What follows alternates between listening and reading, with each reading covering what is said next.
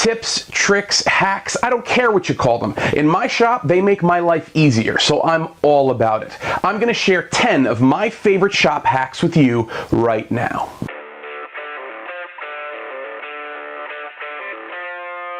So my back is still a mess. I found out I have a large herniation at the L5-S1. I don't know what that means, but it hurts. So I thought in order to bring some value to you guys, I would share my shop hacks with you. Now, I have a ton of these, but we're gonna start with 10 of them for the day. I think that should be enough. There's not gonna be a lot of fancy editing. There's not gonna be a lot of that. Actually, I'm even gonna take my apron off because it's just too hot in my shop right now. Oh, wait, I'm attached to my microphone. There we go. So, ow. Let's get to it. Shop hack number 1, really easy. Boom. Dry erase markers. Dry erase markers. I don't know if you can see those.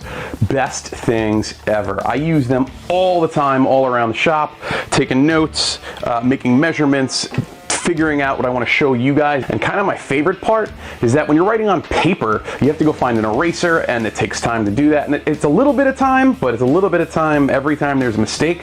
With this, wipe your hand, done, gone, keep going. It doesn't really interrupt the flow of thought, which is awesome. Shop hack number 2 is really simple as well, but if you haven't thought of it, it's going to be a little bit like, oh my god, a depth gauge for your drill bits. Now, if you need to go part way through a piece of wood and you don't know how far you have to stop, you use a piece of tape. Really easy. Check it out.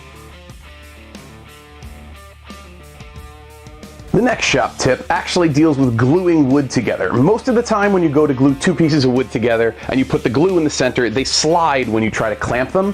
Really easy fix for that, but we gotta go to the kitchen first.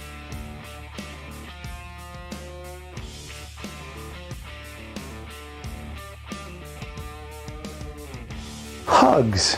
The answer is hugs. No, it's not. Just take that guy. Salt. Yes, regular, stupid, iodized table salt. Using it makes just enough friction between the 2 pieces of the wood and the glue that it doesn't go anywhere. The next shop hack was taught to me a long time ago by my father. So long ago, I can't even remember the first time I used this. And that is simply when you open a new can of paint, before you go to use it, take either a nail or an awl, or in this case I'm going to use a nail set, go around the perimeter of the can and add some holes. That way when you go to use the paint and you clean off your brush on the side of the paint can, that paint goes back into the can as opposed to rolling down the side or collecting around the rim, keeping your project nice and neat.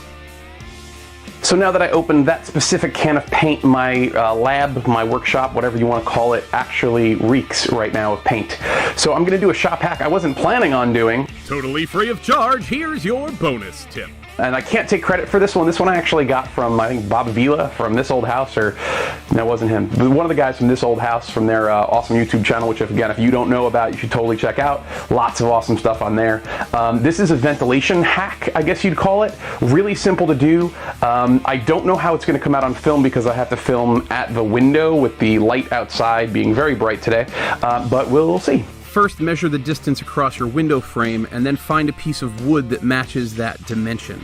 You're then going to hold it up, open the window, and mark exactly where that open window space is on that piece of wood.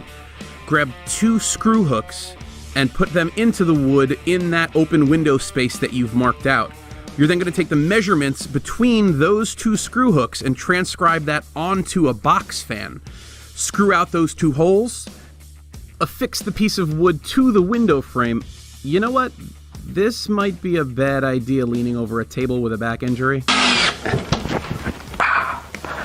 And that face told me that this video wouldn't be up on time this week. But let's continue. Sometime later. Then all you gotta do is hang the fan from those hooks, plug it in, and bada boom, ventilation. Often when you're hanging something on the wall, you need a free hand to hold whatever it is that you're putting up. So instead of having all the screws in your hands, you can put a magnet on your drill to hold all of those screws for you, and it works great. Now, number 6 deals with my favorite workshop duo, and that is CA glue and activator, also known as crazy glue and the stuff that makes it stick really fast. Whenever you're using wood glue in the shop and you're putting two pieces of wood together, but you don't want to wait to have to clamp and let it dry, you can use CA glue and activator to temporarily hold the wood together, giving the wood glue time to dry but allowing you to get on with your project. In order to get perfect 90-degree holes into a piece of wood, most people use a drill press. But if you don't have one, there's a great shop hack that can show you how to drill directly straight into a piece of wood. The first thing you do is take a right angle straight edge or a square and draw a 90-degree line to the side of a piece of wood. Then using that line that you've drawn to calibrate one direction and the wood itself to calibrate the other direction, as long as you keep them in line with both of those, you'll get a straight hole every time. Number 8 is a really simple hack that I have used a ton. Remember that time that I was working with filters in my workshop and they exploded? Yeah, I'm still cleaning that up, and that's where I found this one. It sounds a little nuts, but just take a cup, drill a hole in the top just large enough for a straw, and insert a straw. Then all you need to do is take it, put it on the top of your vacuum hose, turn on your vacuum, and now you can get into tight spaces real easy.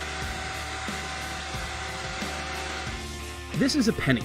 It's 3/4 of an inch in diameter. And this is an even smaller nail. Now, while most of us don't use nails this small, the principle of what I'm going to show you works the same way. There is no way I can drive this nail into a piece of wood while holding it in my fingers without smashing my hand. Now, if I take a pair of pliers and I hold this, I can put it into the wood without any issue at all. The last of the tips, tricks, and hacks I'd love to share with you today starts by driving 2 screws into the back of your workshop door. Then taking 2 magnets, putting them on a bottle opener, and putting that on the back of your door as well. So what's the point of this hack? Really easy. When you're done with all this work, it's time for soda. And you'll always know where your bottle opener is to open one. Do they even make soda in glass containers? No? Well, whatever. We'll see you guys next time, Wednesday, 4 o'clock. If you love this one, click subscribe and make sure to smash that little bell icon. That'll attach you to me, and anytime I upload something new to the internet, you will be made notified immediately. Take care.